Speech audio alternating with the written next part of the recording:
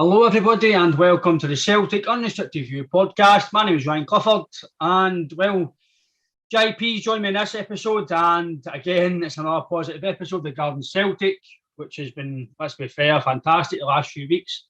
4-0 victory over Motherwell, it's a Monday View. Well, JP, as we're talking beforehand, if anybody's watched a bit of porn this weekend, I think Pornhub was at Fir Park on Sunday, a game with Celtic, fantastic result. The speed of play, just everything, the goals. For Wednesday onto yesterday, mate, it was just fantastic to watch. And again, we're getting more minutes excited every game now. Absolutely amazing, mate. Yes, and same again. You're walking about with constant smiles on your face. A couple of people in the neighbourhood must have thought I was auditioning to be the Joker in the next Batman series, but the way I've been walking about with this big permanent grin on my face for Wednesday night onwards. No, it's been absolutely superb, but funny you should say porn, mate, because I think I've heard a wee rumour that that's why young Ben Dokes wasn't part of that squad yesterday, mate. He's a bit young for that game. So I think Big Ange got him an iPad and sent him up to one of the suites to watch again for up there watching YouTube Kids. Aye, mate, as he says, we'll obviously go through the game, but for obviously Wednesday and then into the game yesterday, I think most people might have thought it might have been maybe a come down in a way.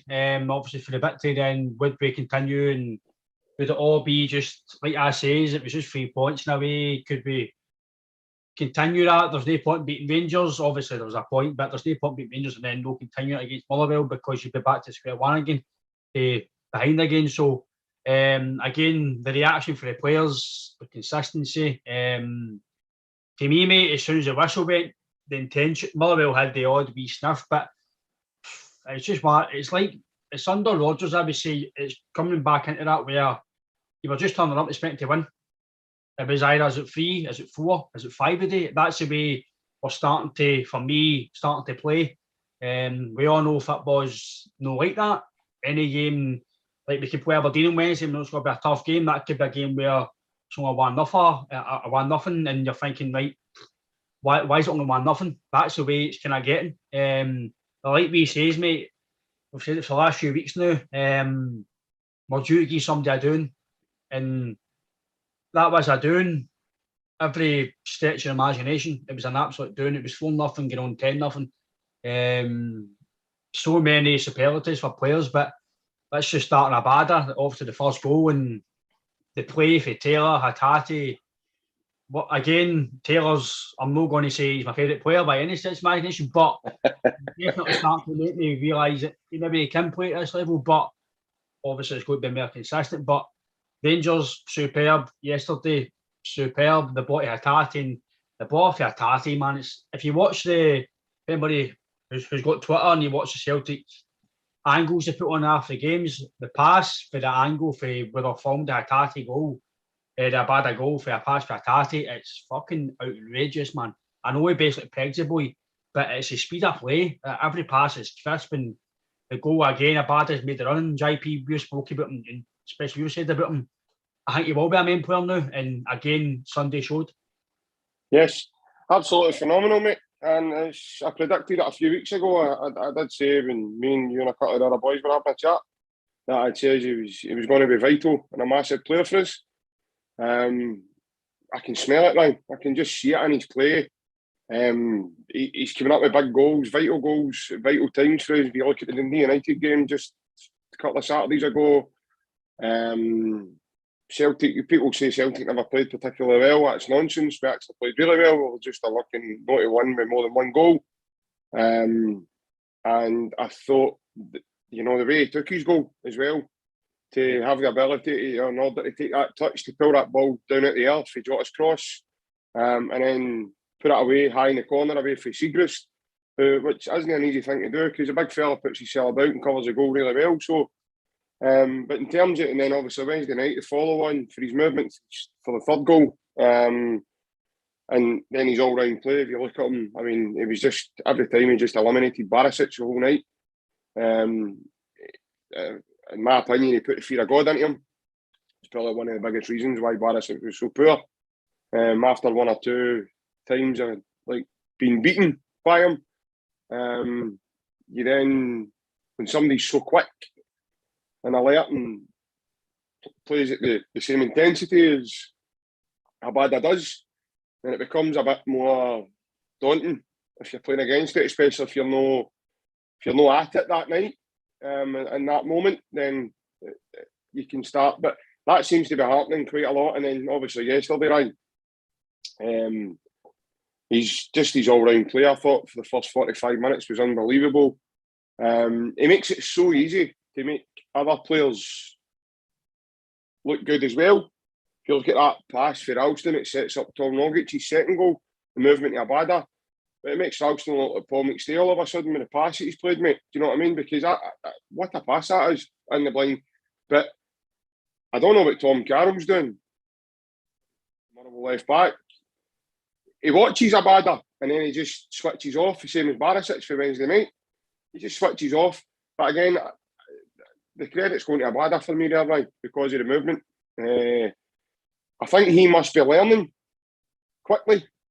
He's looking at maybe Maeda, Diogo, and it's similar movement patterns, Ryan, when you see and that's probably why a few weeks ago, mate, and why I alluded to, I would be very comfortable.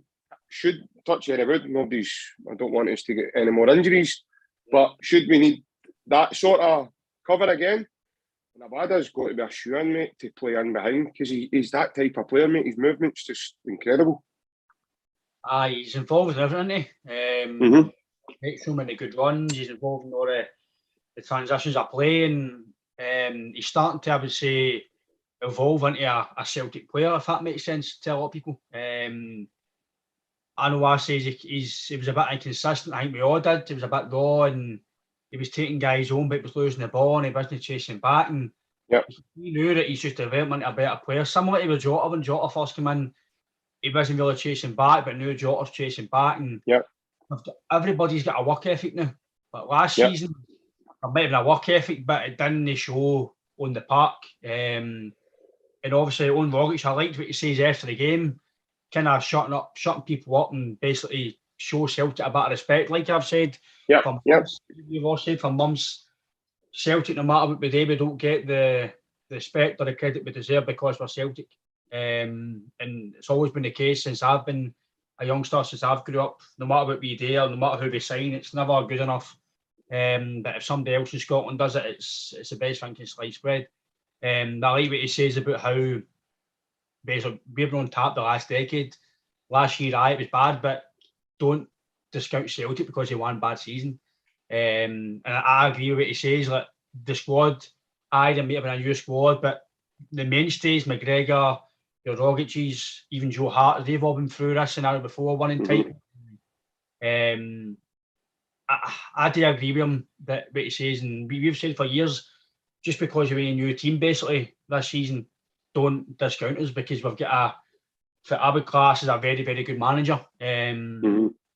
Yes, everyone will probably have tweets where they say, why are we signing him and why are we signing him? And because you've only got to, I think that's what some people forget. You can only see, me and you can only see which live it is now. So if we play bad tomorrow, I know we're playing Wednesday, so just saying Wednesday we play terrible. Forget that we've been amazing the last few weeks. We can only comment on that game. So see if we get beaten Wednesday, you've got to say, that's shocking. You've got to only comment on what you're saying. So at the time when Ange came in, you're thinking, who is this guy? He's not a big name to us. We need somebody that's going to come in with a big name, experience, this and that. But like you say, we've all delved into him and you realise he is a big name. Maybe not to us, but in that same world, he is a big name. So, and again, Rogic yesterday, JP, the guy's fucking top draw. Neil Lennon was going to let him go for about £4 million. Maystay's all thought, you know what, it's probably a good deal. With a bad season, £4 million for that. We all thought, it's all right. But look up now, £4 million for his fucking white boss act. Do you know what I mean? The guy's unbelievable. I know, £4 million for his Nando's bill, mate. Where the fuck are they going with that? You know what I mean? He just glides past people. It's effortless. I also heard, I think Marvin Bartley was on. I don't know if it's Clyde. And he says he thought he watched him from afar. and he says, I think I can go and bully him. And he says, I played against him with Celtic. He says, he just can't hear him, too strong. He's far too strong. He says, he just holds you off. He says, he's muscly, he's strong. And again, that just shows you that last year was a fucking absolute bomb scare, because guys like him made it to be hopeless, when we all know the guy's got abundance of talent, and just shows you what a manager Jaipy can do when he knows you, when he knows how to manage you. He knows how to manage every single player. Game management's a big thing now in football, and let's just say Ange's managing Rogic to a T. Absolutely, mate. I think we touched on this previously, Ryan, several weeks back now. I think Rogic, this is just my opinion, I think it was me actually said it. I think Rogic's got windy Ange coming, and I think that's why Rogic decided not to go anywhere in the summer. I think that's why he decided to stay and get fit. He told Australia that he wouldn't go and represent their games. I think he missed 2 or 3 games for them. But he had an understanding with their manager, and he obviously told them his reasons. He said, look, we've got a new manager. I think all the players knew there was going to be a massive rebuild, regardless of which ones were staying or going. Obviously, after the shit show last season as well, certain players knew where they stood for the club. There was other players that obviously held the club to contempt in terms of they were getting paid good money and we weren't wanting to put some real good effort in order to try and help the club to be successful last season. You hear the cries of Lennon coming out early on in the season as well, saying things like players were wanting away and stuff. And I'm not saying Rogic was one of them, but I think this season, Ryan, I think that was a big testament to Rogic himself and the type of guy that he is, and obviously it shows his commitment to the club. Because let's be honest, he absolutely loves it. You can see he loves it. You can see, first and foremost, he wouldn't have been with us for as long as he had if he hadn't. So you can tell he loves it. But yesterday, mate, I really don't know. In terms of people are saying, oh, you know, he went right off the boil. So did a lot of them now. Not just Rogic. Yep. But I've listened to guys like Craig Moore and people saying, oh, he's only a 60, 70 minute player. We played 90 minutes yesterday. And by the way, that's not the first time that's happened this season. He also played 90 minutes consecutively for a number of times for Brendan as well. When you think him playing against your Man Cities in the Champions League and against your Paris Saint-Germain, he played a lot of football under Brendan, albeit he was successful again. But you're probably looking at 2 managers that probably know what type of player he is, what threats he has, his ammunition, what he's good at, what he's not good at, and obviously having him working. But I want to touch on him yesterday, Ryan, for the fact that, see when he picks the ball up at right back, and he nudges it forward away for the boy. I can't remember, I think it's the boy Donnelly. And he toes it up the line a wee bit away for the boy. Boy slides in and he misses it. Rogic then steps over him and gets away. And he plays a cross-field pass with his right foot line to Jota, right to him. Now, you talk about how good a left foot he had. My God, man, his right foot's not just for standing on that we all thought. Because that was an unbelievable pass. He then, Ryan, bust about 55 to 60 odd yards in order to get back onto the end of the receiving pass into the boat. Okay, albeit he hit the post, he nearly get his hat trick, but he sends the goalie. And he didn't look knackered after he'd made that run either. He looked as if the ball was, see if that ball had come back out to him off the post, he'd have been there for a rebound and ready to go. So again, mate, that just shows you the type of player he is. And you're right, mate, he was absolutely top notch yesterday. Everything we do, like in the tactical play that Ange's got us playing in, he's pivotal to a lot of it. He certainly yesterday he was central to a lot of it. You're talking about Wednesday night now. He wasn't even there. He wasn't there. And that's what you're getting now with the boys that are, you know, you've got quality now who really was on the bench yesterday now. He was on and I think he set up about 3 or 4 chances in 25 minutes when he was on the pitch. So it shows you the sheer depth of where we are now as a squad. And I take you back to just before the winter break, man. We got him to play St Johnstone. You look at our bench, mate, and I think you had guys for Royal Mail and the local milkman, and there was a few of them on the bench. They were all taking shots at who was on the bench and who wasn't, because the squad was so depleted. I mean, they broke Kyogo off, and they had to bring on the boy Joey Dawson. Albeit, by the way, the boy put in a good shift, and he looked a big. Again, we've touched on that in our line. He looked so far ahead of last season, like your Oko Flexes and the young boy Harper, and he looked as if he was a totally different mould of player there. So again, mate, see, even looking at like last resort stuff with your Ben Dokes and young boy, you've got that as well. And these boys look physical. Ben Dokes is only 16, right? And he looks as if he's been playing football with them for the last 10 years. And I've only seen him twice. And he's so physical, he's so strong. Come on against Rangers, and I think he beat about 3 or 4 of them on a mad run. It took for, I think it was Tavernier, fouls him just before he gets booked for the foul on Jota. So, as I say, but that's the difference now, right? And I think Ange is playing a blinder with us, mate, in terms of he's got the young boys in training day in, day out, first team squad.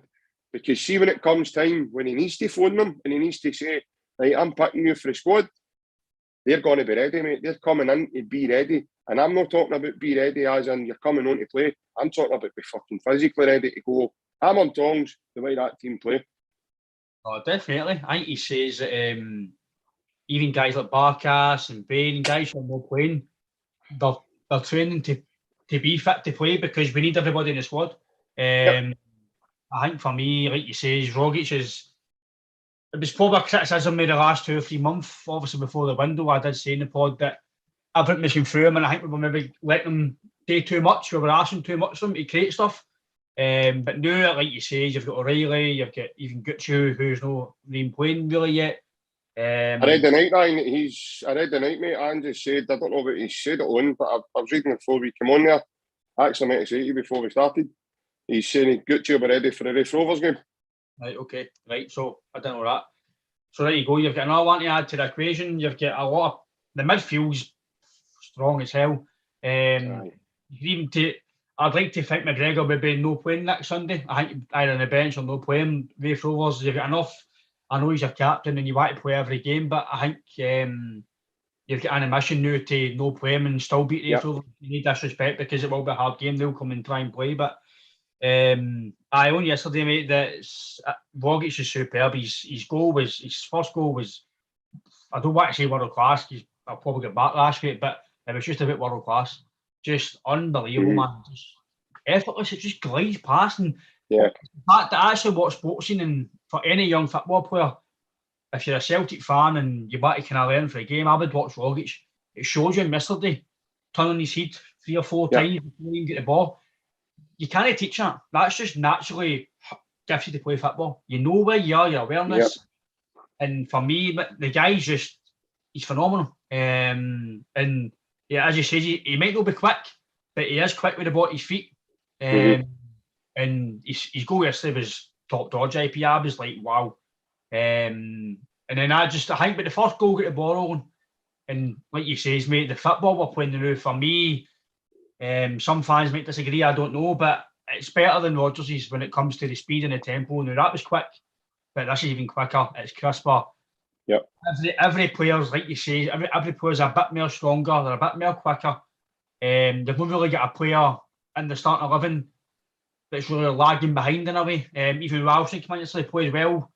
Again, Naquam's in playing right back now. The guy was superb yesterday, and there was one bit of game yesterday. I can't mind when it is. I'm sure it was the second half. Ralston went right through a boy, and Jackie Marcus went through a boy, and I was like, fucking brilliant. Like we were saying in previous pods, we've missed that. We've missed that physicality. We've missed that nasty streak. And for me, Jackie Marcus gives you that abundance. He throws himself about. He's not scared to put his elbows out. He's not scared to get hurt. Is that not the one that leads to Jackie Marcus skinning the boy and then it presents I think it presents, does it not present McGregor's chance? I can't remember the chance, mate, but it definitely... McGregor skies it. It was right-hand side. Ralston. Aye, and he takes it. Aye. Big Giakoumakis skins the boy, dinks it out of the top of him and runs on him, and then Brilliant. I was off the back of the Ralston challenge, and all right. Like you've said, mate, it's what we've missed, and Giakoumakis for me was brilliant yesterday. Even touching him and mate. Yep. I know he didn't get his goal, but I think the goals will come because he's doing everything else right. He's getting himself in about everything. He's holding the ball up. You can see he's holding guys off his strength. And again, on for Wednesday, he didn't look tired yesterday. He actually looked a bit fitter. So for me, I know he's not scoring goals yet, but I think they'll come with him, Maeda and Kyle going. Obviously, Yeti's still to come back if you include him. I don't know how Yeti's quality, but you can still say that he's a goal scorer. So at least you get at least 3 guys who you can play every week, and you know they'll do a job.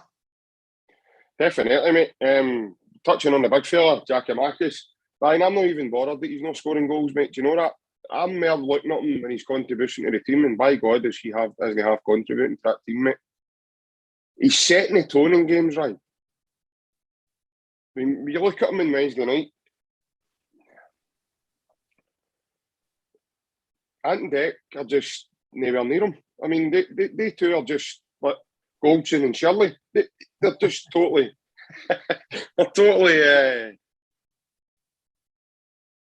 wee daft boys bouncing into him. The two of them about all Irish short like a pair of empty tracksuits.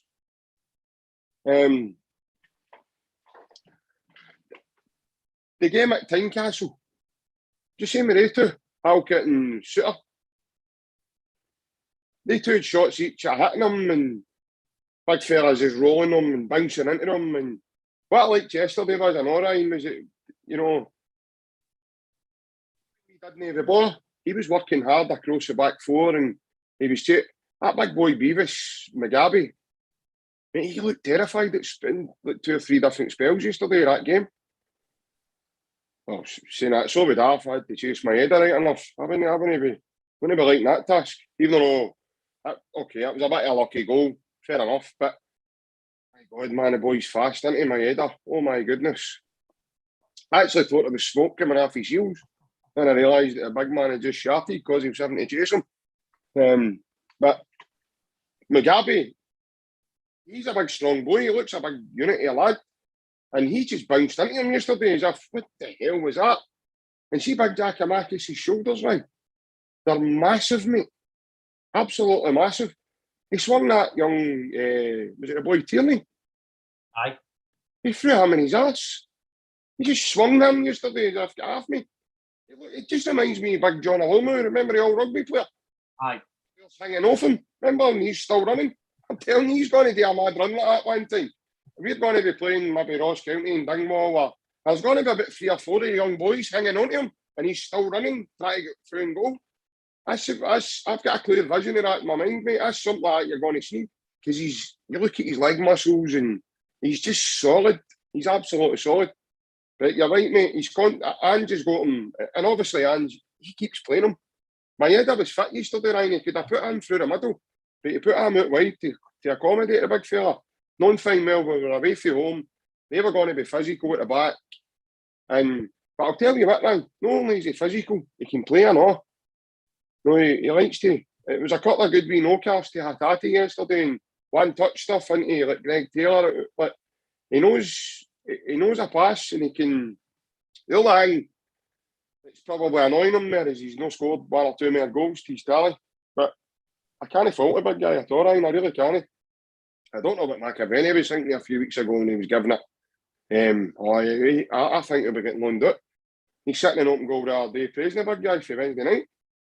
You can't sit there and be two-faced and say, oh, a couple of weeks ago he wasn't good enough, but now all of a sudden he's, he was one of the top men. Make up your mind. You know what I mean? But for me, mate, he's not put a fit guy in the Celtic jersey.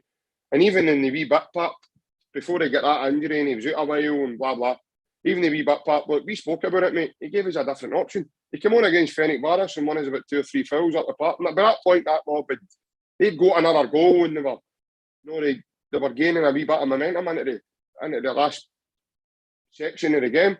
But when he brought the big fella on away from home, mate, he just takes the pressure off you because he pulls the ball down his chest and he draws fouls. Same as Big Sutton and Big Hartson. Similar. Aye. Definitely, mate. But I think when it comes to Jackie Marcus, the option he gives you for me is totally different to what we've not had in a long time. Again, I've said it in previous pods since Esselink, I would say. The bit of that target man in him, but I think Jackie Marcus, I don't know if he's more suited to European games. That physical fucking, it's like a game, innit? That physical game against the defenders, hold the ball in, link up. The view I've got in my head, mate, is see teams like Sparta Prague, away from home, Eastern European teams, man, he'd be shit hot against their kind of teams, do you know what I mean? I think as well, because obviously he's came to Holland, that's a type of European type of football he plays. So, again, we spoke about him in here when he signed and the odd cameo roles he had before he's obviously starting games now. And we said he's quality. The bits he's playing, he's holding the ball in, his link up play is good. And again, the more he plays, I think the fitter he's going to get. And again, we're talking about Maeda. I don't think he's a left mid, a left winger. He did play well with him what he done, but I think he's similar to Kyogo. I think you can play him as an option if need be. Or to accommodate him, like yesterday, like you said, he could have played Maeda and he could have played Forrest out wide, or Jota and he played Jackie Marcus. So, but I think Maeda is he's a number 7, number 9. He's a striker. I don't think you can play there all the time if you're wanting to get the best out of him. But he's a fucking, for talking about his speed, he's an outball and a half, isn't he? The guy is so quick, man. It was actually, I noticed it more was at the game on Wednesday. He's just fucking, he's like a wee roadrunner. He's like that fucking programmer. You know what I mean? Phenomenal, man. Again and again, he puts himself about. And the thing I'm liking now is that obviously the quality's on the park, but it's how quick everything's getting done. Everything's quick, it's crisp, the tempo, and I know we had it under Rodgers, but this is a different level. I know Rangers, again, I know we beat them right. We're still a decent team. We're still, let's be honest, Celtic Rangers are the 2 best teams in Scotland, so it is a 2-dog fight. So Rangers will have games where they'll play quick football, but I don't care what anybody says. Rangers fans can comment on the YouTube or whatever, or when they watch it. Celtic play the best football in Scotland. Nobody can get near Celtic when they're leaving Rangers. We proved it. Even if we go Isles and play that, they will get near us. The football is so quick. Everybody knows our instructions. They all know what they're doing. To Joe Hart, to Jackie Marcus, and yesterday and even Wednesday. It's just it's like it's poetry in motion now. It's starting to just all come together. Like we all says, after a few weeks, it will come good. We just need to obviously trust the process and trust Ange. And like you says, he's gave us everything to trust him. There's nothing we can't trust him with. Again, like we says, if we win the league, would I trust him with £25-30 million budget? Fucking to rate, because you probably buy your full team worth that amount of money, the amount of fucking money. But again, it's not just that as well, Ryan. It's a value. Aye, but there you go. I'm sure. It was actually one of my mates in a group chat. My group chat says I didn't hear it. My sound was doing this, so I couldn't hear it. But supposedly Matt O'Reilly, if you own Moneyball, he tops every chat. Supposedly Man City and that were supposedly looking at the Moneyball stuff, and he's top of every chat stats. How did we get him for £1.5 million? I really, honestly, beggars me to fuck me. Honestly, God, £1.5 million, and they're spending fucking £200 a week on Aaron Ramsey. Oh, give over, man. Come on, the fuck. I know. Oh, it's scary, mate, when you put it into perspective with examples like that. What we talked about, Maeda. Just very similar to Kyogo in terms of his awareness on the pitch, where he is. He knows exactly where he is. He takes up areas. Defenders don't want to have to go to, because as a defender, mate, you don't want to be having to chase your own goal. You don't want to be running towards your own. Just give you a minute's peace. He's away after that. Let the ball could go to the left back, and he's away right across the field. If he's playing at left wing, he'll go right across the field and chase it. And you were saying there about Ange has got them all. They're all clear, the instruction, right? Even the subs. Yesterday it only took it took about 6-7 minutes for Beaton and Forrest to get up to grips with the game. But when they did, I thought Forrest was excellent when he came on yesterday night. Some of his movement and his passing was really good yesterday. I'm not interested in him. He doesn't need to beat people. We've got other people in the team that can do that now. Whereas with Forrest, mate, I think he took up really good areas again yesterday. And that comes down to experience, right? And I think that's going to be invaluable to us going forward between now and the end of the season. I think I've touched on that before. He was in the right areas and he was really unlucky with that header. He done everything he could to power it down. And, the boy Kelly made a good save. But see if you watch his all-round play, like he played a couple of good 1-2s with Alston and Rogic yesterday. But then he then made a dart and run into the middle. He was getting on the end of that. He was then looking for the ball. Like when O'Reilly picked the ball up, he was one of the first options O'Reilly would look up and see. If it wasn't him, it was Maeda. So, mate, they're all singing off the same hymn sheet in terms of they're clear of instructions. They know exactly what they're doing. But the boy O'Reilly, mate, he was fucking phenomenal again when he came on yesterday. He's passed to that man. He curls on the defender, and Maeda just gets too much on it and lifts it out of the bar. The man he hits it first time just after his goal. But what a pass that is, man. And obviously the pass he puts through for his goal, it led to his goal. I still don't know right now how that went in. He must have put must have been a lot of spin on that to carry that ball up and in. And away for obviously Stephen O'Donnell because he runs into the net with it. But you look at O'Reilly when he came on, one of the first two touches, mate, was he pulls, we're there at the far side and the left side, just the Celtic fans are behind the goal, we're in the left corner, and he pulls the ball down with his left foot, no, his right foot and back heels it with his left foot, right into the path of Jota. And it creates, I think it creates that move for Forrest header. He dinks it in and Forrest sticks a heat. There was a couple of other wee passes, the one he plays in the blind side of the defender. Jota just takes too much a heavy touch and the boy manages to nip in and nip the ball away. But just, you're talking, there's a gulf now, right, between Celtic and the rest, and you can see it. And if MD's sitting here listening or anybody, whatever, Celtic fans or any other fans going, you're talking rubbish, there's only 1 point in it, blah, blah, blah. And that's a no.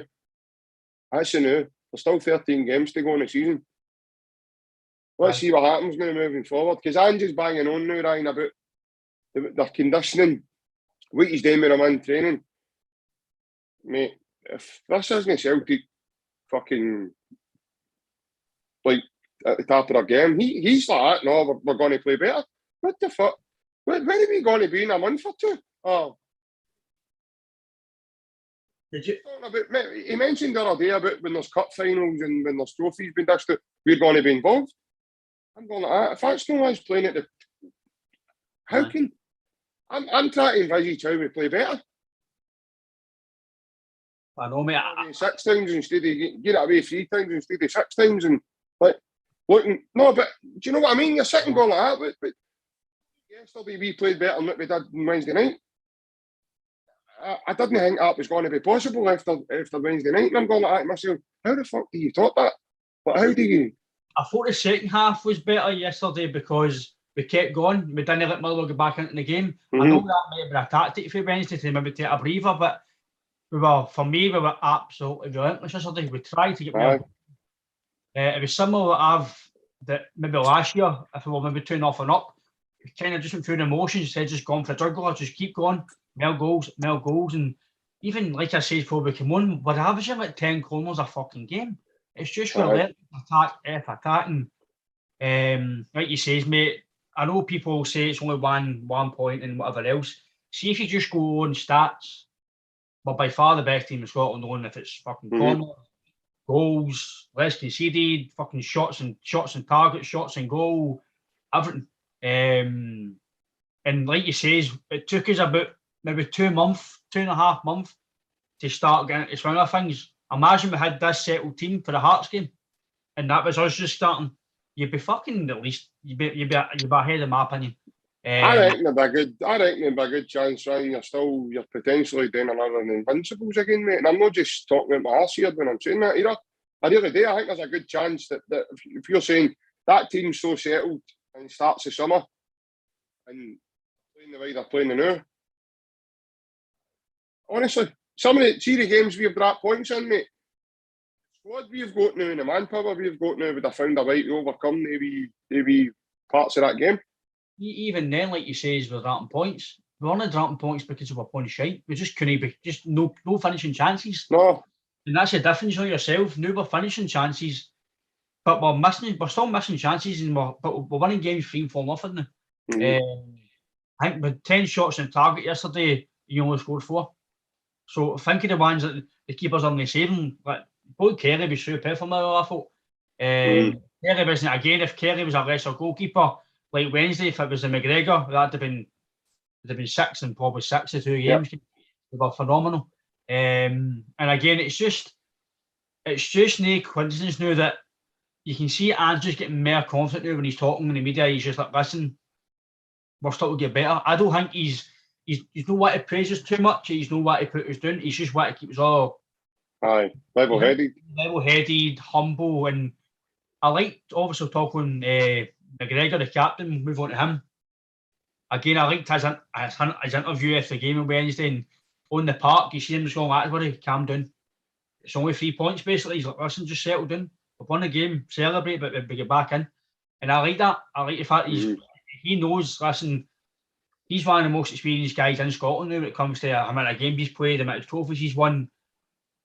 Guys like him and Joe Hart are obviously in the squad. They'll keep people grounded. They've won titles in Europe. Again, we've got the beating ground for a successful team. We've got a manager now that we all trust. The fans are buying into everything. Like I say, it might be, you still lose the league, but at least you're losing it. If you do lose the league, you're losing it in a place where you've got the team back, you've settled, you've got players in, the recruitment's well. If you lose the league maybe by a few points, you're unlucky. We've tried, we've got a team together. We'll go again next year and win the league next year, because we all knew that if we lost the league by a point or two this year, obviously you're pissed off. But considering where we've came for it and what we've had today, part of you go, do you know what, right, okay, we'll give him another shot next year. But see the way we're going now, as much as people might say you're contradicting yourself, if we lose the league now, you're going to go off your fucking nut because of the players you've got here, the manager now, everything's installed. You're thinking, how the fuck do we lose the league? I know you're only 1 point ahead, you don't want to think too much ahead, but for the football you're seeing now, and like you say, he's saying Hatati's no fit, McGregor's got to get back to fitness still, Forrest might not be fully fit, Jota's not fully fit because that's why he's only playing the last 20 minutes yesterday. Again, I thought even he came on, he was fucking brilliant and all. But everything's just come together at the right time. That is, mate. You're right. We actually couldn't, to be honest, mate, the timing's perfect for when it's all now starting to put together for us. Because, as I say, I've said it before, mate, this is the business end of the season now. All your big players, like we obviously look at these guys and we appreciate what they're doing and the way they can play, but there's some really top class talent in that team, and they're our big players. So at business ends of the season, this is when your big players come to fruition, mate. They come out and they show and they set examples. Guys like your McGregors, your Jotas, your Kyogos, your Maedas, Hatatis, O'Reillys, Rogic's, your Anavich's, so on and so on. Absolutely frightening. And if you're an opposition member and you're standing in that tunnel, home or away, and you look across and you see that, you've lost the game right away, mentality and everything starts to go. You start seeing them on the telly dismantling teams like Wednesday night. Tribute Act's not got a look in. They're lost. Yesterday, scalped all our apart, the Steel man. Nothing Steel there, mate. Steel was off a floppy yesterday, was it not? So, that me, aye. So you're looking at teams now getting dismantled with. All right, managers not pre-matches, we're going to try this, we're going to try that. It's when the players get onto the park and they see what the job ahead is. Because your defence, mate, is absolutely solid. Solid. They honour their roles. They're so hard to break down. Nobody in Scotland's got the quality to open and dismantle them. Nobody to open them up. And see if you have a go at them now, they'll just pick you off. They're that good on the ball, mate. Carter Vickers and Starfelt are superb. Superb. And I think Ange has got them down to playing 2 touch now. That's all it seems to be. One and release. The boys away.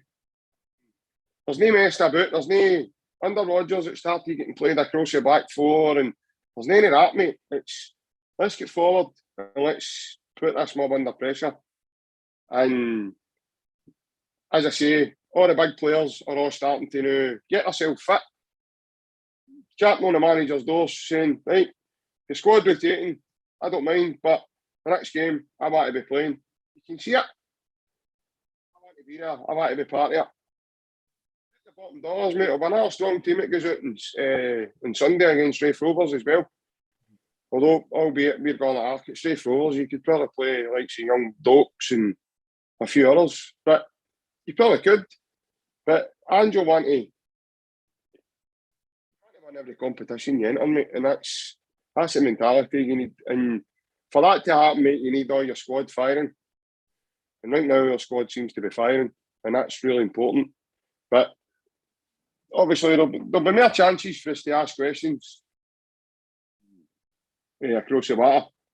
Obviously, yesterday we done our job and blah blah blah. And that's all we can ask for. But something strikes me. Something soon's going to happen, and we will see daylight between the two of them, because I just don't see them keeping up with that level. I really don't. I really can't see it, because there's too many unsettledness in their team. There's too much hesitation, and there's probably 4 or 5 of them going about the door come the summer, and they probably already know who they are. And that'll start as the season starts kicking on, right? And results, maybe 1 or 2 results don't go their way. Keep in mind as well, we've got to play them twice. If we go there and we scud them the way we did on Wednesday night, there'll be a lot of doubt casted in their minds. Their stadium crumble. They think we're going to go there. We're going to be able to play the way we played Wednesday night because it's going to be them and none of your fans. They're after Heeds, mate. I'm not kidding on. They're just an unbelievable mob. But see, they think that's going to hurt us. See, even the first game, was it September? I'm sure. Start September, roughly. October, wasn't it? Was it October? Aye, because October 1 day was extended, remember, because of the COVID previous season. We actually played well. Some of the football we played, I know we had Edward was playing Chris. We actually played well. Yep. For me, the best team most. I know you've got to score goals and they won the game, but as I say, I do believe that there will be games where they'll play and they will be a lot better than some of the teams they play and they will play well. But obviously, touching on them, I believe that they've only got one shining light in their team, and that's Morelos. If he's not playing, if they've got to score goals. Obviously, Rob Mason's watched the game yesterday to see if it's getting to that stage now. Fans just say don't watch games now. For me, are far rubbish because it's getting to that stage now. Until you know your team's ahead, you'll stop watching them. He's the only guy they've got up front because he's Kemar Roof will not score them that goals. Morelos scores as much as we don't like him. He will score goals for them against other teams, maybe not against us, but he will score against your Heartsies, your Hibs, and whatever else. And Big Eaton when they get a game at the pitch for the boys on Wednesday night, you know what I mean? I do believe, mate. Aye, Big Eaton, no chance. I do believe, mate, if we take care of them business, I do believe if we keep continuing, it's only going to bode well for us, mate, going on to every trophy. Even Europe, I'm more confident now of beating Bodo Glimt than I was last month. Everyone, Macy's in the group chat were saying aye, and it's a difficult tie. We'll just hopefully recruitment and they'll lose players, and hopefully that'll tide us there. I don't care who they've got now because I believe we're a better team now than we were last month. We've got a lot more fire in the squad and quality in the squad. And again, I think next Thursday's against Bodo Glimt.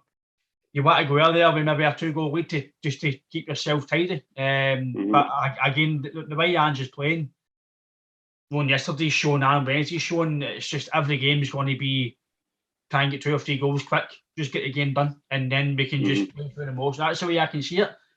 It might be rank to some fans, but I can just see it's just go right for the start. And even even the third goal yesterday as well, Abada, the desire for him to keep that ball in. If that was last season, that wouldn't have got kept in. Mm-hmm. Oh, fuck it, the ball's out. Fucking the ball's out. But he got it, cut it back, and Rogic, again, didn't blast it, just took it in his stride, boom, a wee pass, and again... And that isn't easy, Ryan, because he's actually running onto that with a defender sliding in its heel. It just shows you composure, like you said, experience, Rogic, composure, quality, and just what a goal. And the fact that he's kept that in, it's desire, it's the fight, not to let that go. Yep. You've seen that yourself, JP, probably years ago playing football. Guys are just let that run out of the park. Oh, fuck it, I'm not catching that, fuck it. Aye, too lazy not to chase it. Fuck it. But he's just relentless, he caught it. Again, for me, it shows you the willingness to win in the team, and again, a fantastic finish for Rogic. Superb, mate. Absolutely brilliant. Again, it was another great passage. And especially the last couple of games, for the Dundee United game to now, the way we manipulate the ball now, frightening. It's just totally frightening. And it doesn't matter the other team's setup. So other teams try and doing this and doing that, and they just can't get near it, Ryan. They can't stop it. They can't. Look, Celtic have always got an outball. But yesterday, that outball, they try to close us down the touchline. Greg Taylor still found that dink pass to Hatate for Abada's goal. That was just unbelievable, mate. It was just like Greg Taylor 2 or 3 years ago, mate, doesn't even dream of trying to play a pass like that. Doesn't dream about it because his reactions and everything, he's like he's not getting coached now the way he did 2 or 3 seasons ago. Look at under Steve Clarke, the commander. He was so defensively coached, it was unbelievable. Now he's got to go on the ball because he's becoming an inverted fullback. So now first and foremost, he's got to be looking for the ball, and then he's got to be comfortable on the ball because he's going to probably have, I would say, between 15 to 25 passes per game. Good to him, half our centre halves. Maybe more. That was just a rough estimation there, mate. That was just something I was trying to think up off the top of my head. But he's then got to be comfortable because then he's got to be the main man to link play into the midfield because as an inverted fullback, you've got to then become... You're basically, if you come in and the other man goes out, you've got to then become an extra midfielder. Start transition. So he's now becoming vital in that role as well. You're starting to see, not just that, you're starting to see the physical aspect of his game now as well. Because he's getting right in about it whenever he's due to challenge somebody or he gets across the cover, his energy is unbelievable now. And I can't fault the wee guy, I really can't. I know he's become a scapegoat in the last maybe 2 or 3 years with a lot of the Celtic fans. And he'll always be compared to Kieran Tierney. I'm not sure quickly I took Kieran Tierney to adapt his game to play an inverted fullback role because Kieran Tierney cannot play a ball with his right foot. Can't do it. And that's one of the biggest problems Tierney's got because everything comes... If you watch him, Ryan, see when he's in trouble with Arsenal, gets the ball and he's got to make sure he's on his left, otherwise it goes out for a shy because he can't pass a ball with his right foot. Whereas Taylor, with the ball with both feet now, and that must be something that Ange's doing with him in training, mate. And that's part of... You're talking about experience and, game management and knowledge of the game. And the word I'm looking for, Ryan, is every one of them now are becoming more tactically aware in the game. And they're starting to see the game differently, which is why other teams now are starting to find it really, really difficult to play against. I agree, mate. And like you say about the fullbacks, you're probably the best right back at the club, wasn't playing. Janovic, you came on as a sub. Yep. Again, shows you the options you've got. You've got Croatia's right back sitting on your bench. Yep. And by the way, that's a testament to Anthony Ralston because you wouldn't have known. No. You wouldn't have known my best right back was on the bench. Do you know what I mean? That's another thing on Anthony Ralston. See if he's on Scotland's right back for the next game, what the fuck's going on here? Patterson's harking the ball for Everton. He harked the ball for Rangers. So Ralston's he's either been playing or he's been a sub and played. He's basically played every game. Apparently, O'Donnell's not making it, mate, because he's still tangled in that net trying to get to my head as goal for yesterday, mate. So even on that performance yesterday as a Scotland fan, Ralston's got to be an O'Donnell and Ralston's got to be a Patterson. But again, I'm only putting it in because it frustrates me how certain players will get in certain positions because of who they play with. And I know that happened years ago as well. It's not just happening now. But again, yesterday, mate, it's even the last goal for Maeda, 4-0. Against 4-0 going on 8-0. Easy. It's just so many. You can meet every player now. You're fine, right? He's brilliant. Even we haven't really spoke about Hatate. The guy's phenomenal, man.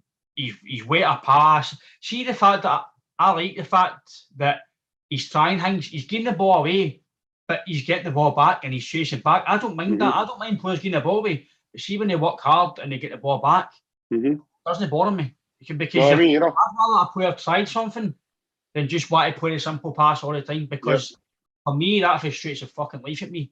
Why you pass it back? It's similar, like you said with Rodgers. The first year, the football was brilliant. Second year, it was still good, but it was going on a bit passive and fucking left to right. And then before they left, it was left, right, keeper, long ball. It was getting fucking overused. And I think the way Ange's playing, it started off wee bit of long ball, and then it's just total football. Fucking ping. We can go to the long ball now with Jackie Marcus. We don't need to just play the fucking top pass now to Kyogo. So everything for me, mate, it's just coming together. And you can even look on to Wednesday, Aberdeen's game. I wouldn't expect too many changes. You might change O'Reilly for Sunday or whatever, but I just can't see there being wholesale changes. And even if you do now, you've got the luxury of whoever comes in, you know they're going to be quality enough to come in. Before January, you're thinking, right, if Mikey Johnson's in instead of Jota, you're a wee bit of quality down. If Bolingoli plays to Taylor, I know Taylor might not be I'm his biggest fan, but between him and Scales on their two performances, I've got to say, Taylor's ahead of him now. But before the Rangers game, I was saying Scales should play because I thought Scales was still consistently a bit better on what I've seen. But then now I'm thinking Taylor can't get dropped now because he's played the two solid games against teams that they might have dropped points against, and he's been superb. So you can't drop him. Well, you can drop him, but as a fan, I really want to drop now because he's consistently playing well now.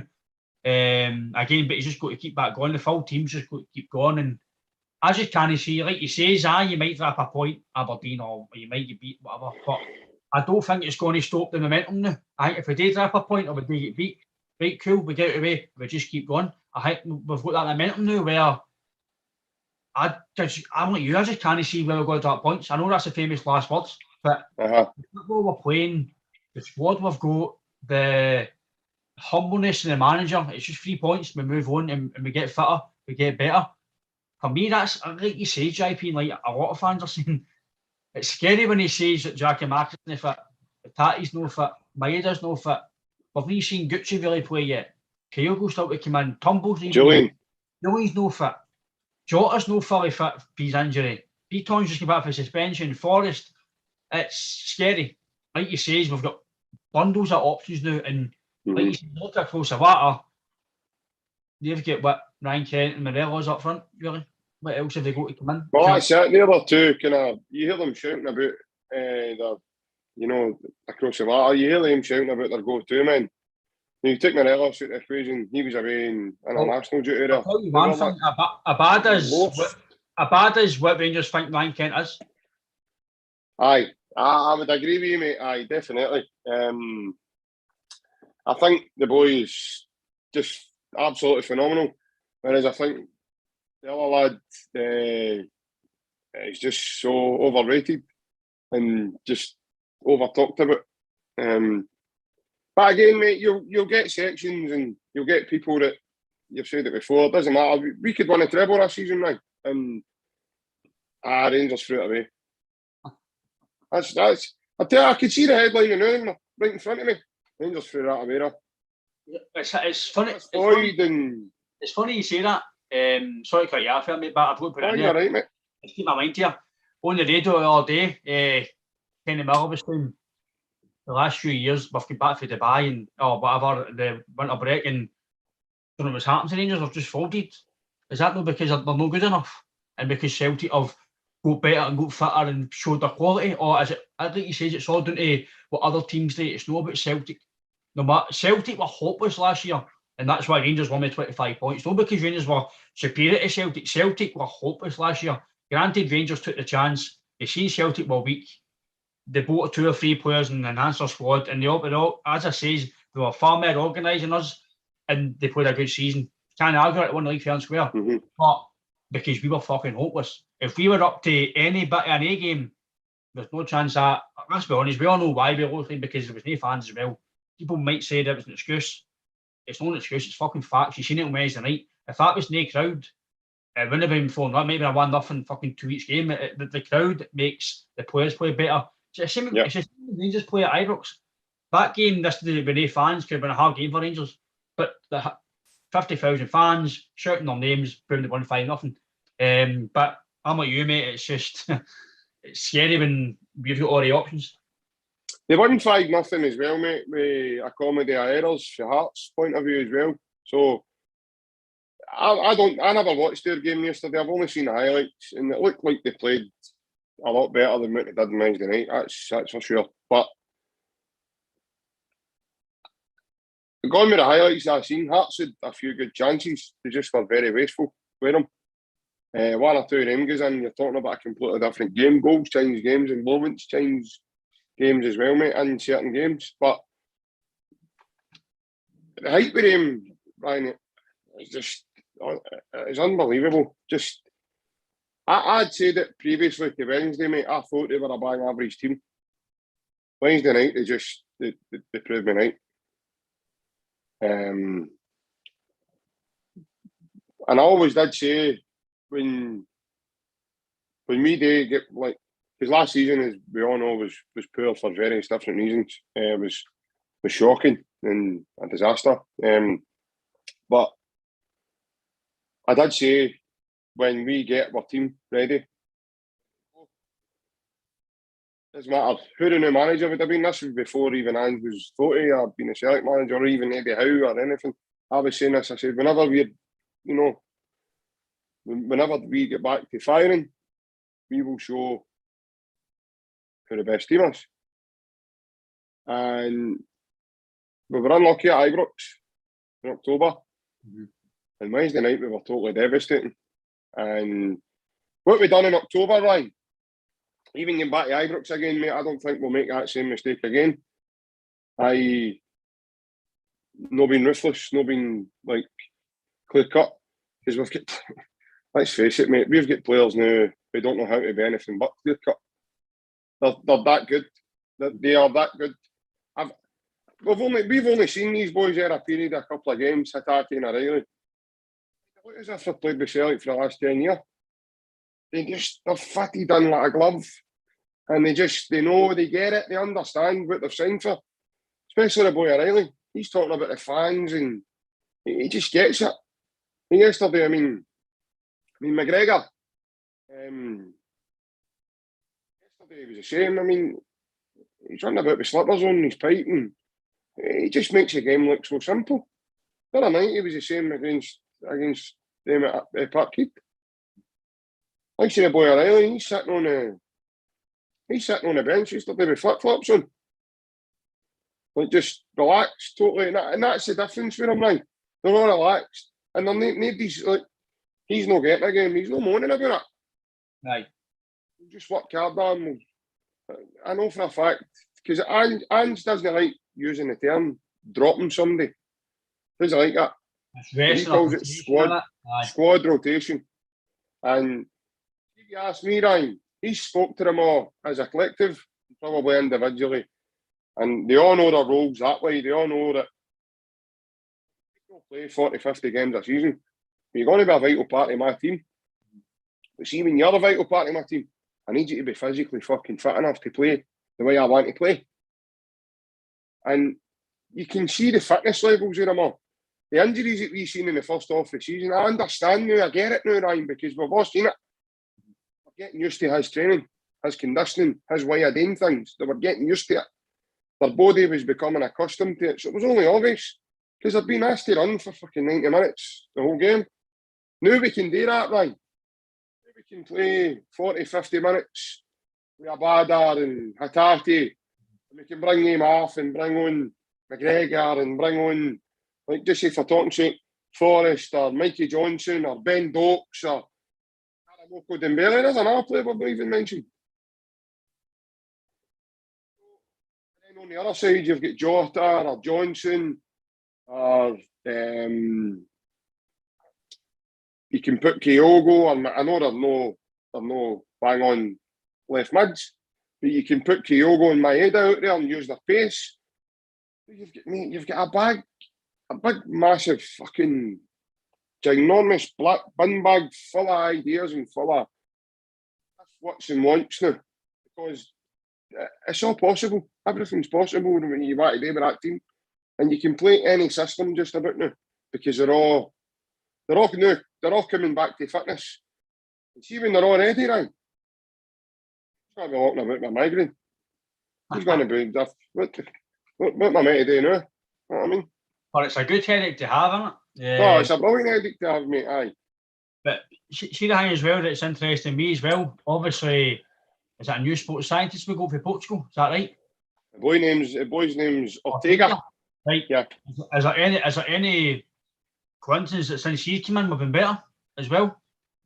The last few weeks, we've been quicker, we've been faster. He's also a big help, I think, to the data analysis side of the opposition line as well. So I think he can. No, I don't think so. And I think is it Anton McElhone? Aye, for the guy from Morton. What? You know what I mean? He wasn't just from Morton. He worked with Pochettino at Tottenham. It just shows you, mate, how. And like you say, I do agree with you. I don't think only mistake at Ibrox. I don't think he'll play Kyogo or Maeda left mid. I think it'll either be, if Kyogo's fit, it'll be either Giakoumakis, Maeda or Krul from middle, and it'll be Jota, Abada or Forrest or whoever it is out wide. I don't think he'll play forward out wide. I think he'll play one striker and that's it. I think that's what he learned as well for the other night. Because, let's be honest, Maeda, he could have played left mid on Wednesday. I know he played the day before, but he could have thought, you know what, fuck it, I'll give him a half. But he didn't. He knows. I think he's learned from his mistakes now. Again, I think the Leverkusen was maybe a big game for him, and he realised that he can't change certain players too quick. And I do agree with you. I don't think we'll make the mistakes again, especially Ibrox. I think we'll play a team that will fit the system. And I think maybe looking back as well, I know we all thought Christian Edouard. We don't know if we're going to leave or no, but I think maybe if he looks back now, he maybe shouldn't have played him if they weren't in the way of thinking. But I agree, mate, just the bundle of options we've got, and I just don't think it's no coincidence for me when two new guys are coming in the last few months and they've got a body fit again, and you realise and you see yourself, they got the game, IP. Everybody looks fitter, stronger, they've lost a few pounds, even Rogic. I think Rogic's lost a bit of stone of weight, mate, seriously. He's lost Giakoumakis as well for before the break. Even Ayeti pre-season lost a bit of stone. Yeah. It just shows you these guys.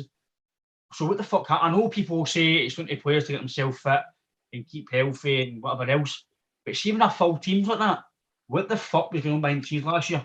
But if you're getting fed animal quality, do you know what I mean? What the fuck what's happening? Because players at that level shouldn't be getting that way. Let's be fair, they shouldn't be. Like Rivers came back overweight, I get it. They all came back fucking no fit. That was a disgrace with Griffiths doing that, mate. Took a manager to fucking get him down and say, listen, if you don't want to be here, fuck off. And they've all knuckled down. There's no coincidence that obviously guys have left for different reasons. It could be no happy in Scotland, it could be money, it could be whatever else, or it's just their shelf life and that's it, done. But the guys who are here now, like you say, everybody wants to be here. And I think if you don't want to be here, I think you'll be the first guy to fuck off. Aye, definitely. And I think Ange's touched on that many times now, mate. He'll no try and sell the club to him whatsoever. He done the exact same thing there recently with Riley McGree. But see the Riley McGree thing, I know, Ryan, as I said, I think I said it at the time as well, mate. For me, that the media made more of that than what it actually really was. I think that was possibly a 5-10 minute conversation with Ange, and then that was all it was, because I think early on Ange identified that McGree wasn't 100% in it, and he wouldn't have been committed enough.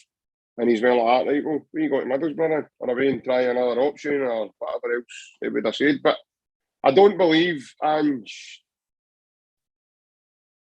it's not that I don't believe, I can fucking see it with my own eyes. He's not the type of guy to take nonsense. So he's not going to go, no, that's on, you take a fortnight and get back to me. Like, you want to come, aye or no? Here's the team, here's who I'm manager, eh? You want to be part of this, aye or no? Because this is what I want to do. He'll give him, and the countdown fucking music will come on right after he says it, know what I mean? To give him a chance just to answer, and then it goes doo doo doo doo doo doo. Big Andy's phone goes doo. Get out of here! Aye, so there's no messing about with him now, and I love that about him, mate. Just want to be here.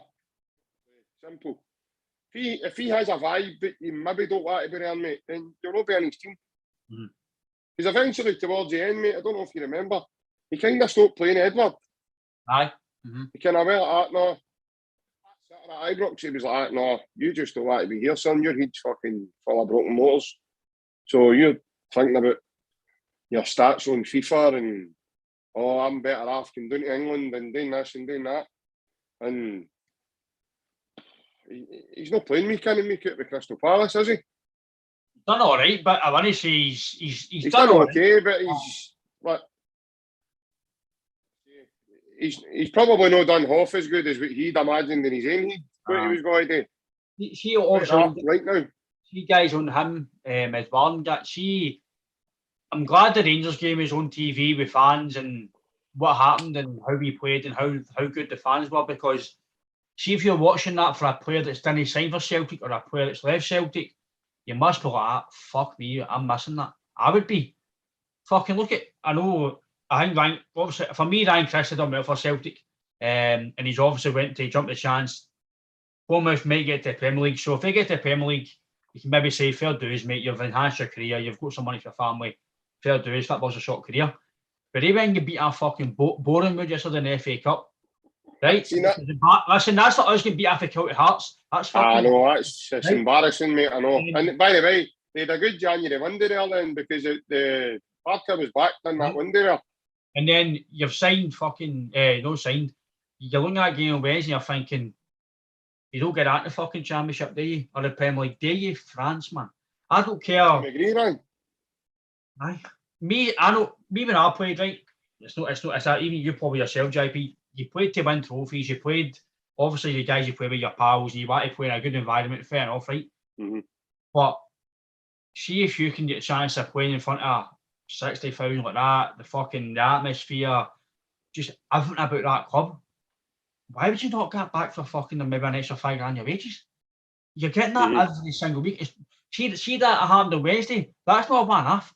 That happened to most games with Celtic. You might not get the full big the disco lights every day, because obviously the how dark it is, you can't always get it, and the light shows and whatever, the flames and all that. But the atmosphere at Celtic Parks, 9 times out of 10, is very, very good, especially big games. But that, for me, mate, for me as a fan, it was spine-tingling, man. It was fucking amazing. You felt it walking in the door, right? As soon as you walked into Celtic Park last Wednesday. It's one of the first games where the fact that I was glad I stayed sober. Didn't drink. I took it all on. You see, in the game, I just stood and like, this is phenomenal. Like, I didn't want to leave the run. I was just soaking it on, and like he says, right, most of the times you go to the game, you watch it, clap of hands, right, well done, guys, and you get home. You don't actually think back of the game and remember it. It's just another game, next game. No. And I know it might sound fucking bad, but I keep away next week, and I've no soaked all that in. That's for me. That's what being a Celtic fan is. That game epitomised why you support Celtic, and if that doesn't enhance players to come in the summer, hopefully when we qualify for the Champions League group stages, if we win the league, surely that's a big attraction, man. I know people might say it's just disco lights, and in fact I want to say that as well. I know people outside of Celtic are talking about disco lights and why they bought this. Celtic actually had to get that done. This wasn't Celtic didn't buy. Us as fans, we get misled by getting told It was bought to enhance basically the club by the light shows. Aye. But Celtic, I found out the tour, we had to get it and done. UEFA and FIFA says your lighting's not up to scratch, you need to get it on, or you can't play Europe. That was basically what it was. Didn't know that myself until I went into the tour.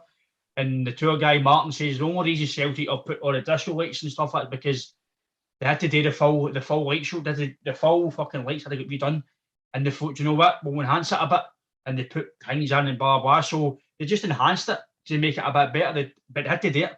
So, but if you're looking at that as a player and you don't want to come, I don't know what your ambition is, because that's, for me as a fan, I know you're biased IP Celtic and you think everything's brought with Celtic like me, but that's phenomenal. For me to stand in that, I was like, how could you not want to play for this every single week? I think the fact there as well, Ryan, is we're born into it, mate. Aye. People who maybe down south and abroad, they don't see it the way we see it, mate. They just see it as a stepping stone to get them somewhere else in their career. But it's not until they come, mate, and then that grips a hoodie, things like that. You see, last Wednesday, mate, I've heard numerous of people listening to McCoist and all sorts of other different media outlets and stuff talking about, you know, they need to get their heads together and get the fans back into that, sceptical and, mate, seeing Wednesday night, I couldn't give two monkeys, you know what, if their fans were never back in Celtic Park ever again. Because see that atmosphere on Wednesday night, that was unbelievable. That was unreal, right? Unbelievable. That was a better atmosphere than what there would have been if it was half and half. Unbelievable. It started when you walked in the door. There was just an aura and an energy about the place, mate, that you just felt straight away. Even my dad came to me last Wednesday because he's getting season book now. And there hasn't been to Celtic Park in a derby game since 1979. That was his first derby since 1979, when he was a boy and he used to go with his mates and blah blah and go for a swally and do what he used to do. He just, no, I don't want to say fell away from it, but he just never went to them. And he's always went to his pals and watched the games on the telly, or he's been in the house and watched the games on the telly. And she being there the other night, Ryan, and seeing the look on my dad's face, that was special, mate, watching, like, because my dad's never felt that for a long, long time. So she been able to share that with him. That's a memory, mate, that I'm always going to now remember for the rest of my days. You thought about yourself, you taking that in. I was sober as well. I was driving, so I was sober as well. But I took every second of that in, right? 4 or 5 times throughout the game, mate, it broke me out in goosebumps. The neck, all the hairs in my neck were standing on end. So that was what it was doing to us, guys who have been born into it. I like what that must have been for the guys in the field, mate. Because for me, mate, it absolutely blew our players. Totally blew the minds of them. You could see they were fucking shell shocked, man. I don't think they've ever played before. I don't think they've ever played in a cauldron like that before. At the beginning, whatever Lundball was in charge of the decision making then, the guy takes him down in front of the Green Brigade to do a warm-up. Even my dad says it to me. That's the mentality of him. It's like, what are they doing? What are they trying to achieve? Now they get dogs abuse for a minute they come out onto the park to warm up. At the end of the day, Ryan, these guys are human beings. Somebody's shouting abuse at you, and it's just repetitive and its own loop, and it comes back down, and then it becomes louder. It becomes in unison because there's more and more and more and more and more and more and more happening round about you. Eventually, it's going to affect you, right? Whether it be right away, during the game, after the game, whatever it be, it's going to affect you, mate. In favour, it affected them during the game. Not only that, we were devastating on the night. played the way we set up. I think they were actually shell-shocked playing. I think that they thought they were coming. They sat in for the first 20, 25 minutes. Knew we would have to start fast because we were a home team, blah, blah, blah. But I think they thought they were going to be solid enough defensively in order to cope with it. When we started playing the ball, but I think a few of them realised, we're good enough to stop this mob here. Like, they must have realised then that, look at Barisic. He plays with Croatia. I actually think he was that bad the other night, mate. He's actually dropped on FIFA now for them. It's like enough to come out. And he's on the bench now. That's how bad he was. You know what I mean? I actually think EA Sports done a live update. And they were like, he's fucking dreadful. We need to sort this. Because you wouldn't do that to some young boy that wants to play his pal online and put him at left back when he's that poor. So EA Sports have went, nah, we need to do something up, and get him out. Get him out, Sean. As we like to say. And you could see a couple of them looking at it. You could see a couple of them looking at it. Fucking Gio going, it's either fucking him or me. You know what I mean? The very small man. And a very small man, aye. Shouting the odds because the ball boys are bigger than them, you know what I mean? No, get him out. Aye, get him out. Tell that wee boy to stop kicking the ball away from him. Yeah, grip yourself, you know what I mean? Come on. It's bad enough your team's getting scalped and then you come away with daft excuses about ball boys. I know. Do me a favour, man. I know, it's strange, isn't it, why you would... Again, it's just because... Of all the things you couldn't... You know what I mean? Going to go and have a word with that. Going to go and have...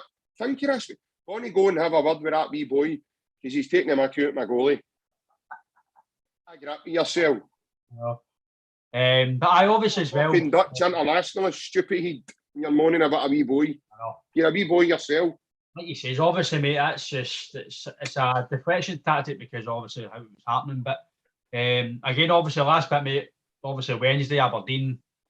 I know we've been playing well, but it's always a tough game. The first half, normally always tough at Aberdeen, always right in your faces, but I think we'll just come out the same way. And I know we'll touch more on it tomorrow on our podcast tomorrow, but I just believe, mate, that if we start the way we're going to start and Aberdeen have been doing a wee bit the last weeks again, they were going only up and back down again. So I know Scott Brown probably will play Ferguson. You know they'll get a tough game with Rayton Middle of the Park because let's be fair, Brown's still playing really well for Aberdeen. Ferguson's one of the best players. So the midfield again will be a battle. But I think for me, JP, you're looking to go and get a few goals again and go and show people that it's not just a fluky 2 games. You just need to keep going and get the ball rolling again.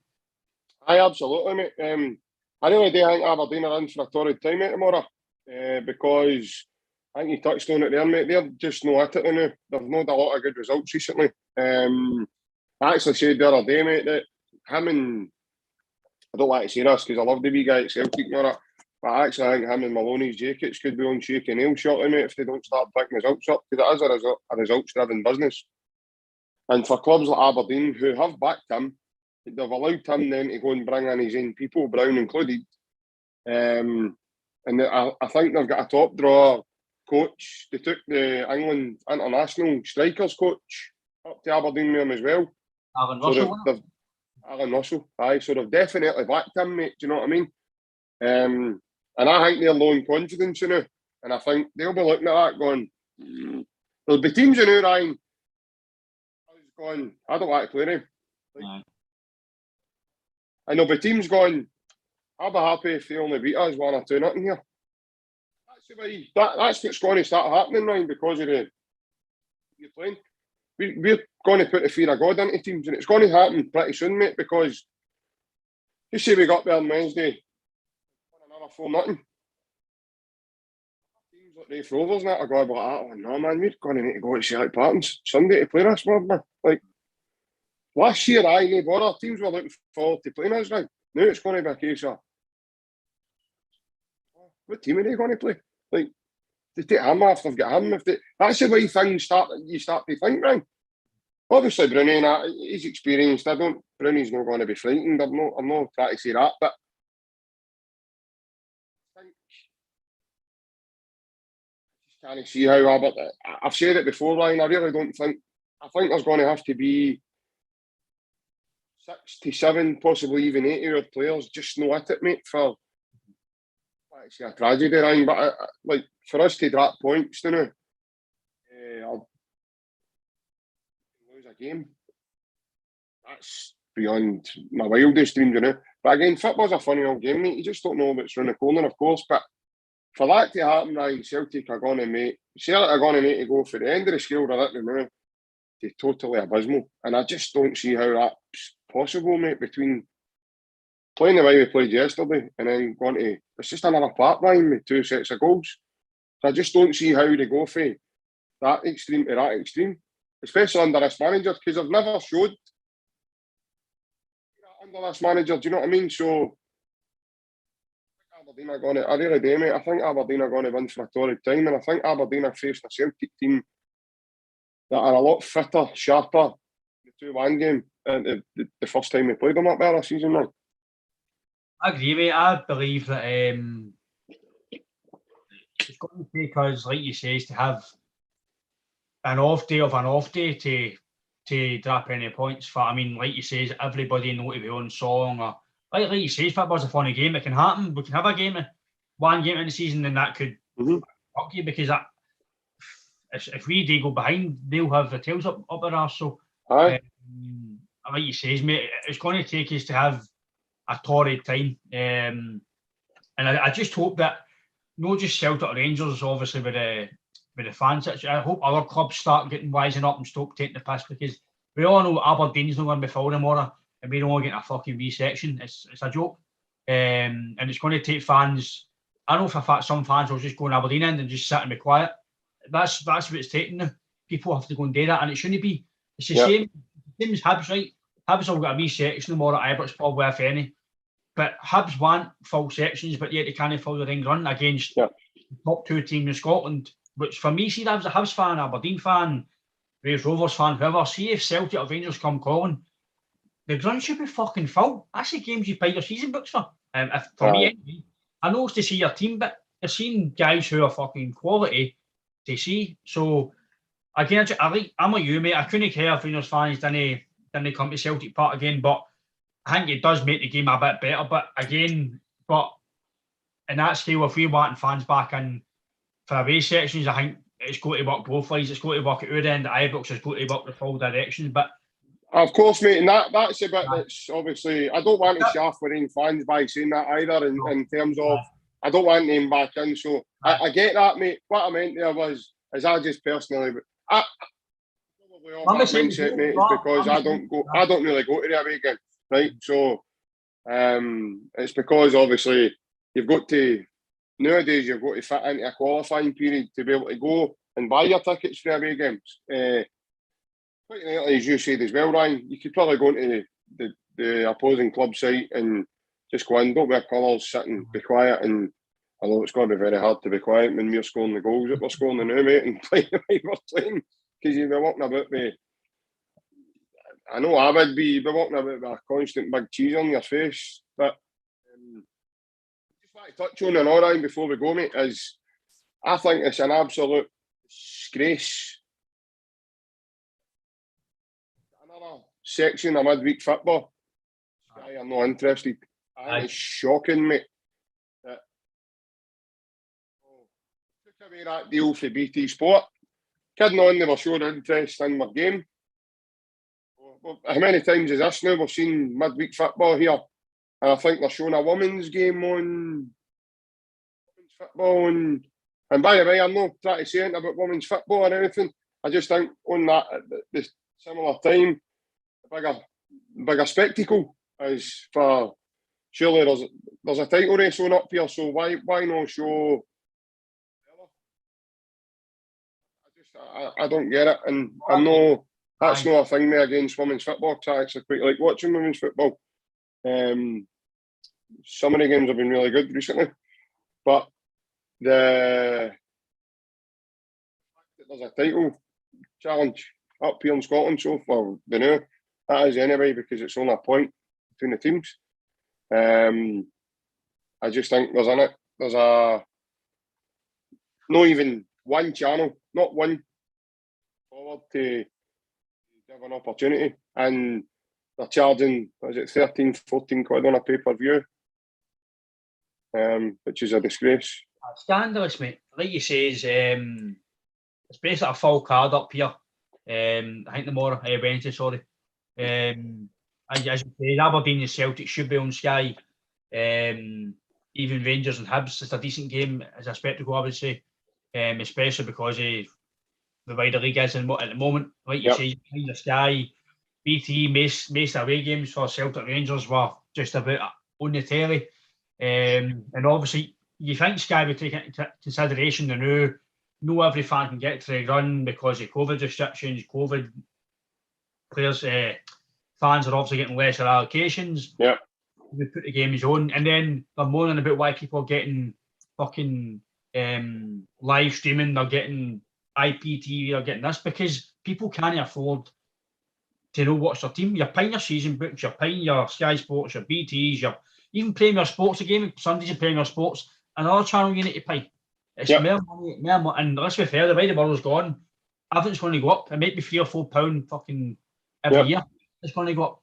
If it frustrates me as well, mate, because like you say, not every fan can go away because obviously guys are working, they got qualified, they've not been a senior for so long, and every other thing. But that's a disgrace, mate. And I think Sky. Because it's that, and alright, the tickets for Thursday night, for a week on Thursday night, they're taking 30 quid off everybody for the Bodo Glimt game. The guys like my dad who have already got their season ticket to reserve their own seat, that game need to pay an extra £30 on top of their season ticket. I think that's an absolute shambles, mate. I don't know who does the pricing, because it's only a tenner less to go and see Raith Rovers. Aye. Again, mate, this is something else that well, we could do a whole podcast on that just itself, mate. But again, mate, I don't know who does the pricing and like the fixing out of that as well. I just think some of that's a shambles, though. Like, well, they come up with these figures, but as you say, regarding the TV, mate, there's no excuses for it. And as you say, every Tom, Dick and Harry knows the way getting IPTV and this, that, and the next thing, and the way doing the right thing, because as you say, everybody wants to see their team, and because of Sky, are doing a lot of people out who not being able to watch their team because they don't believe enough in the game itself, or they're interested in the English game. The last wee thing I know, mate, just see on Twitter there, Lee Griffiths might be signed for Falkirk. Interesting. Yeah, I heard there's decent nightclubs out there, mate. So he's went for could have played with Celtic this year to playing in League One. I think again, hopefully that maybe that's a team that will start buying goals in, and maybe that's his level now. His mentality, maybe that's the way it is. Again, some players go for that for a short space of time, but I think he'll, as I said in previous podcasts, the guy's been phenomenal for us. But I think he'll be playing with Trent Juniors in 2 or 3 years. I think that's the way it's going to be. I think he's career's beat, and I think that's him the way down now, which is it happens to players, but unfortunately for Griffiths, I think he could have been at Celtic now if he bought into it all. Definitely. It's nice to know there's teams out there that allow you to come back to stone overweight for pre-season, mate. I know. But again, hopefully it does well for Falkirk. I think Falkirk need as much kind of strikers as they can, because they're not doing really well this year, just having their full time. So Griffiths may be the guy that leads them up to the Championship. We don't know, but obviously good luck to Griffiths. Hopefully, as a fan, he's been good for us. Listen, definitely, and that was my only biggest disappointment in him, was that's the 10-in-a-row season when he's come back to pre-season. I just felt personally, along with a lot of us did, we just all felt let down. Because at the time he was one of our senior strikers, and you're looking for him to set example, and obviously he set an example, but certainly in the way that we would have wanted, and then for one reason or another, just kind of snowballed for there. But as a Celtic footballer, you can't argue with the goals. Some of the goals he scored, some of the memories we've even got, like goals that he'd scored for us and games that he played on. And listen, fair play to him, mate. If he can go and still only sell at 11, playing with, in my opinion, Falkirk should be higher than where they are as well. a team that's maybe, I don't know, they've maybe not been looked after for the last couple of seasons well, for one reason or another, which is why they found ourselves very depleted in the divisions. But Falkirk are a team that should be aiming a bit higher than where they are as well, and should have aspirations to get ourselves back near the top end of the game. It's somewhere in the near future. But if he's went there, good luck to him, Brian. There was just no way it was going to. Can you picture Griffiths in this team with Ange? I think he had his chance because obviously we've done a lot of strikers really at the start of the season, and Ange gave him a deal, or did he give him a deal? We don't know. We'll find out probably eventually. But the top bit obviously earning 11. I don't think he'll be getting the money he was getting at Celtic to Falkirk, probably maybe 2 or 3 in a week, maybe at most, Falkirk, probably less than that. So he'll be taking a big hike in wages as well. So he's obviously wanting to play football and get maybe hopefully his career back on track for himself and obviously for his own well-being as well. So, but again, JP will end it there, obviously, on that note. But again, mate, look forward to Aberdeen continue the recent form. And again, mate, hail and take care. Yep. Hail, mate. Cheers.